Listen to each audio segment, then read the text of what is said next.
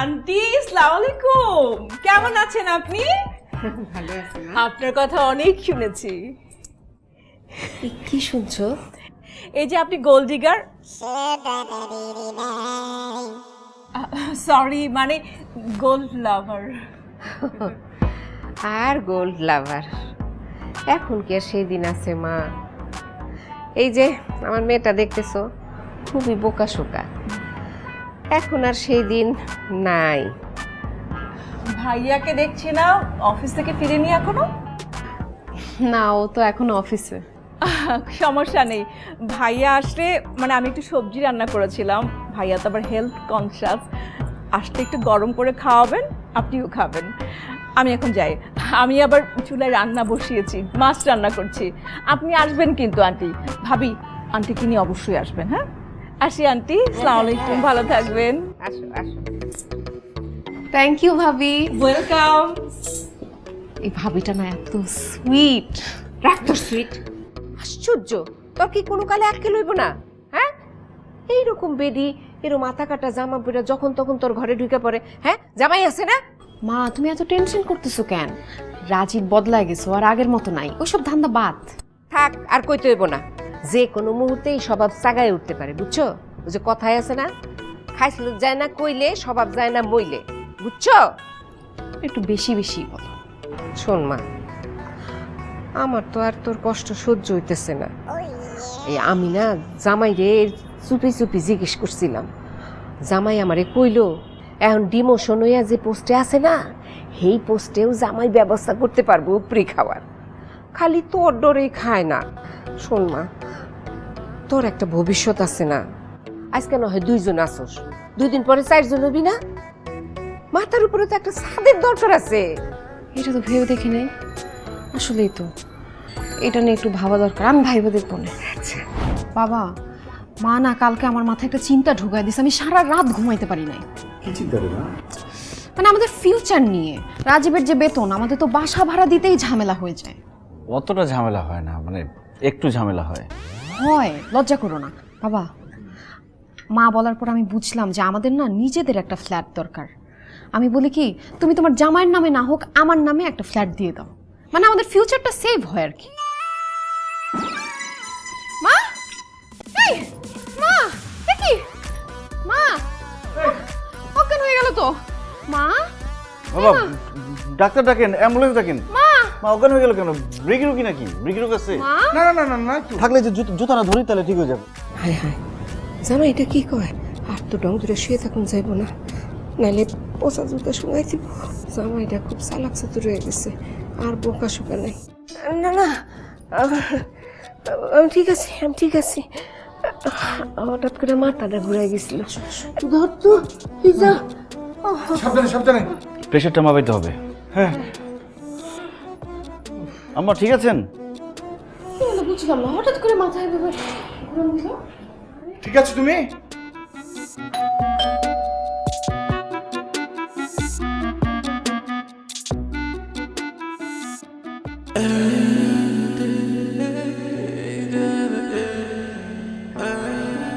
আপনি দরজা খুললেন, ভাবি নেই? ও একটু বাজারে গেছে, 5 মিনিট পরে চলে আসবে। ও সরি, আমি তাহলে বরং পরে আসি। না না, সমস্যা নেই, বসুন না, চলে আসবে।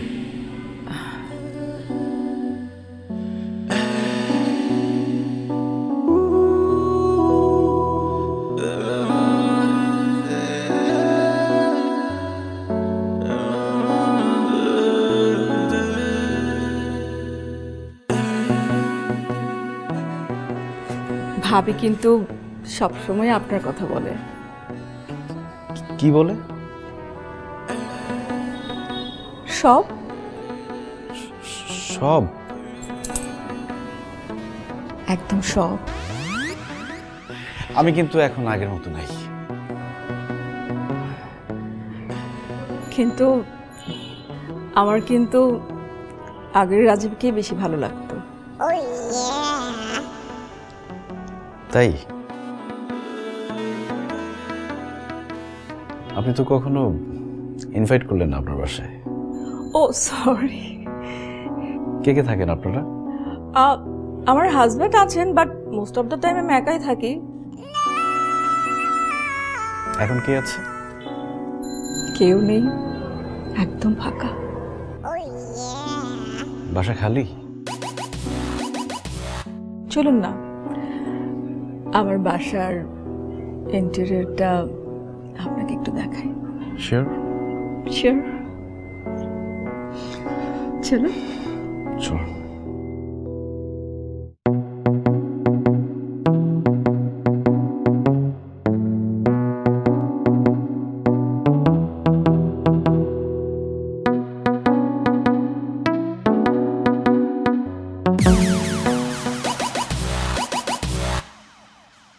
আমি ভাবিকে বলছি যে তুমি এখন বাসায় না, একটু পরে আসবা, আপনি এখন যান, আমার কোনো দোষ নাই। কেমন কথা রাজীব? আমি বাসায় নাই আর তুমি ভাবিকে এর মধ্যে বের করে দিতেছো? কিছু গল্প করলেই তো পারতাম। না না, ভাইয়ের সাথে আমি কি কথা বলবো, তাই আমিই চলে যাচ্ছিলাম আসলে। ভাবি, আমার বাসা মানে আপনারই তো বাসা, গল্প করলে কি হয়? আসেন। এখন তো কোনো সমস্যা নেই, আপনি চলে এসেছেন, ভালোই হলো, আসুন না।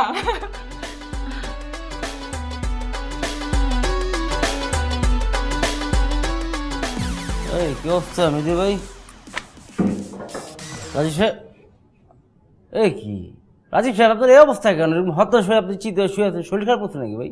আমি আর পারতেছি না ভাই, একটা বাঘ বিড়াল হয়ে গেছে। আরে কি লাইফ ছিল আমার, সিঙ্গারার টাকা রাখার জায়গা পাইতাম না। আমি আমার নিজের হারাই ফেলছি ভাই, টাকা পয়সা, নারী, আমার জীবনে কোনো কিছুই নাই, আমি আর নাই।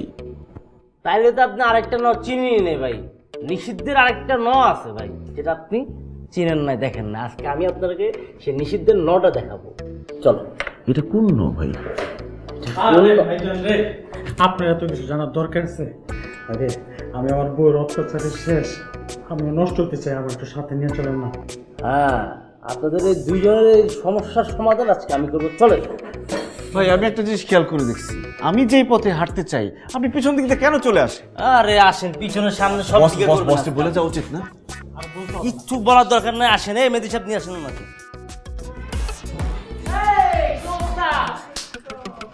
Hi bro,